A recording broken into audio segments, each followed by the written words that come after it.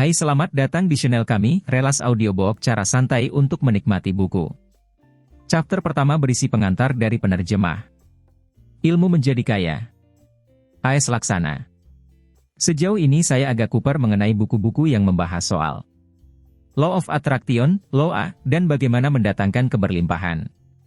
Dengan cara memvisualisasikan apa yang diinginkan. Beberapa teman saya pebisnis multi-level marketing pernah datang ke rumah saya dan melakukan presentasi demi menarik saya ke dalam barisan mereka. Dan mereka memperkenalkan buku Berpikir dan Berjiwa Besar.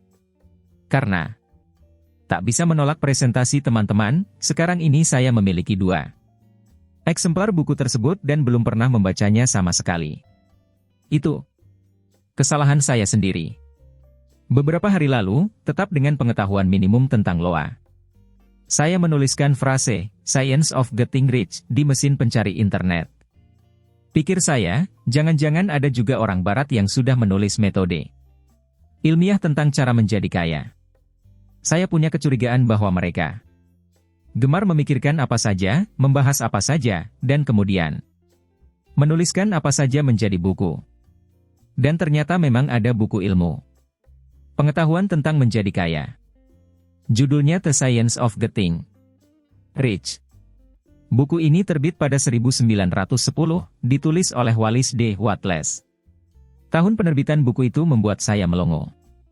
Jadi, ketika para proklamator kita masih bocah ingusan, di Amerika Serikat orang sudah memikirkan ilmu pengetahuan tentang bagaimana cara menjadi kaya dan menuliskannya sebagai sebuah sains. Dengan suara yang jernih dan penuh keyakinan, Wallace menyampaikan, ada ilmu menjadi kaya, dan itu ilmu eksakta, seperti aljabar dan aritmetika. Ada hukum-hukum tertentu yang mengatur proses mendapatkan kekayaan, dan barang siapa mempelajari dan mengikuti hukum-hukum ini, ia akan menjadi kaya dengan kepastian yang matematis. Saya segera terpukau. Jika demikian halnya, buku ini sangat penting bagi teman-teman saya para penulis, yang sebagian dari mereka adalah orang-orang yang sering kesulitan uang dan kesulitan berkarya. Beberapa orang bahkan kesulitan membeli buku, barang yang sesungguhnya sangat mereka butuhkan untuk menopang proses kreatif mereka. Tentu saja ilmu ini wajib dipelajari juga oleh semua orang. Ia akan menjadi ilmu yang berguna untuk mengurangi kasus penganiayaan pembantu rumah tangga kita di luar negeri. Dalam menyampaikan sains menjadi kaya ini, Wallace enteng sekali menyodorkan pendapat-pendapatnya. Ia bilang bahwa manusia terdiri atas tubuh, pikiran, dan jiwa. Untuk menjalani hidup yang sebaik-baiknya, Anda harus mempersembahkan hal yang baik kepada tubuh Anda, kepada pikiran Anda, dan kepada jiwa Anda. Anda akan menjalani hidup yang baik ketika Anda sanggup memberikan pakaian dan asupan yang baik bagi tubuh Anda, sanggup memberikan buku-buku dan pengetahuan terbaik kepada pikiran Anda, sanggup memberikan hal-hal yang baik kepada orang-orang yang Anda cintai. Untuk itu, setiap orang harus kaya dan harus tahu cara pasti untuk menjadi kaya. Dan, menurutnya, Anda hanya perlu menjadi kaya dalam cara yang kreatif, bukan kompetitif. Anda tak perlu menjadi kaya dengan mengalahkan siapapun. Anda hanya perlu memulai penciptaan dari pikiran Anda. Itu sumber utama Anda untuk mewujudkan segala sesuatu, termasuk mewujudkan kekayaan. Saya membaca dan setuju-setuju saja. Ia menyampaikan kalimat-kalimatnya dalam cara yang jernih dan provokatif. Lalu saya menambahi, sendiri, benar, Bung.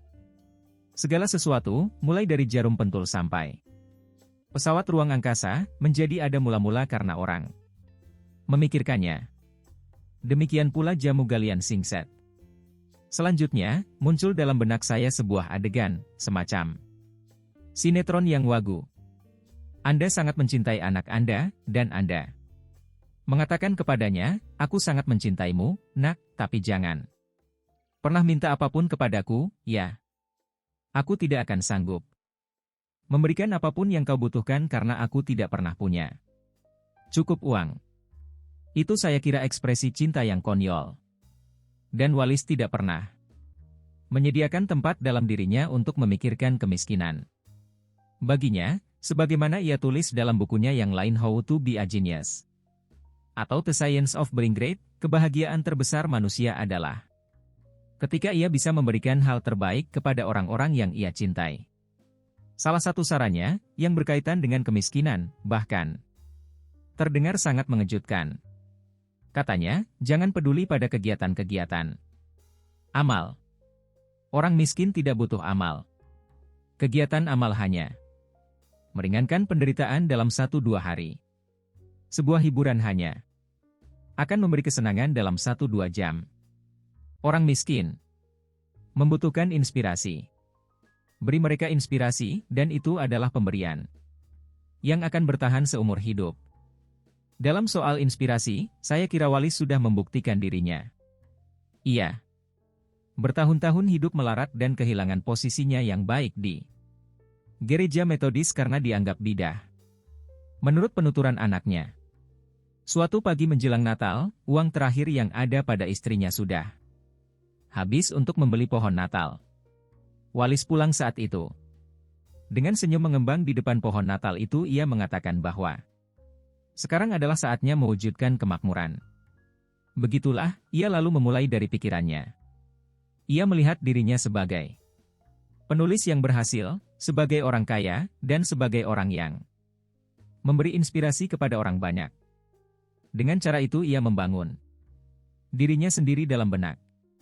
Dan ia berhasil. Ia bisa mengatasi kemiskinannya dan hidup sebagai orang berkecukupan. Ia menjadi penulis yang memberikan inspirasi kepada penulis-penulis sesudahnya. Jejaknya dalam penulisan buku-buku pemberdayaan diri bisa Anda jumpai pada karya-karya Napoleon Hill, Robert Schuller, Anthony Robbins, dan Rhonda Byrne. Rhonda, yang melahirkan The Secret dan memopulerkan istilah Law of Attraction, adalah orang yang sedang bangkrut ketika suatu hari anaknya memberikan hadiah ulang tahun kepadanya buku The Science of Getting Rich. Tampaknya sains tentang menjadi kaya yang dirumuskan oleh Wallace benar-benar bekerja dalam kasus Byrne. Ia kemudian sukses dengan The Secret-nya, yang tidak lain adalah penulisan ulang buku Wallace. Jadi, mulailah dari pikiran. Itu perangkat utama Anda dalam penciptaan. Jadilah kaya lebih dulu, kata Wallace, bicara filosofis nanti. Setelah beres urusan. Seperti apapun situasi Anda sekarang, lihatlah diri Anda melampaui apa yang tampak di permukaan. Disinilah orang perlu kekuatan, sebab biasanya sangat sulit bertindak rileks ketika Anda di dasar kemiskinan. Pengantar penulis. Ini buku pragmatis, bukan filosofis, sebuah petunjuk praktis, bukan risalah teori. Ia ditujukan bagi siapa saja yang kebutuhan mendesaknya adalah uang, yang berharap kaya lebih dulu, dan bicara filosofis nanti saja.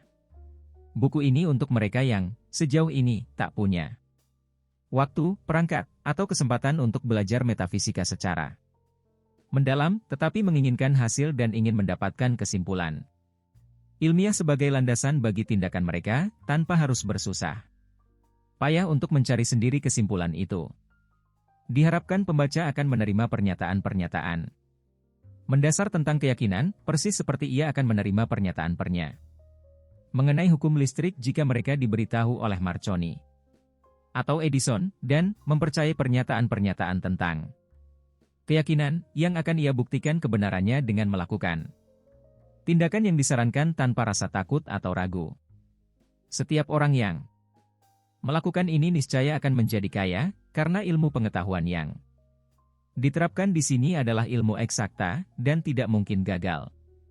Bagi mereka yang ingin mendalami teori-teori filosofis demi mendapatkan fondasi logis bagi keyakinan, saya memberikan kutipan-kutipan yang meyakinkan. Teori monistik tentang semesta, teori bahwa semuanya adalah satu. Dan satu adalah semuanya, bahwa dunia adalah manifestasi dari satu. Dia bermula dari agama Hindu, dan kemudian memasuki alam pikiran Barat dalam waktu 200 tahun. Itu adalah dasar dari semua filsafat Timur, dan juga Descartes, Spinoza, Leibniz, Schopenhauer, dan Emerson. Pembaca yang ingin mendalami filsafat bisa membaca sendiri Hegel dan Emerson. Dalam menulis buku ini saya berusaha keras untuk simpel, sehingga setiap orang bisa paham. Panduan yang disampaikan di sini diturunkan dari konklusi-konklusi filsafat, ia sudah diuji dan didukung dengan eksperimen-eksperimen praktis, dan ia berhasil. Jika Anda ingin tahu bagaimana pernyataan-pernyataan itu muncul, bacalah karya-karya para penulis yang sudah disebutkan di atas, dan jika Anda ingin mewujudkan filosofi mereka dalam praktek keseharian, baca buku ini dan lakukan saja apa yang disampaikan kepada Anda. Penulis.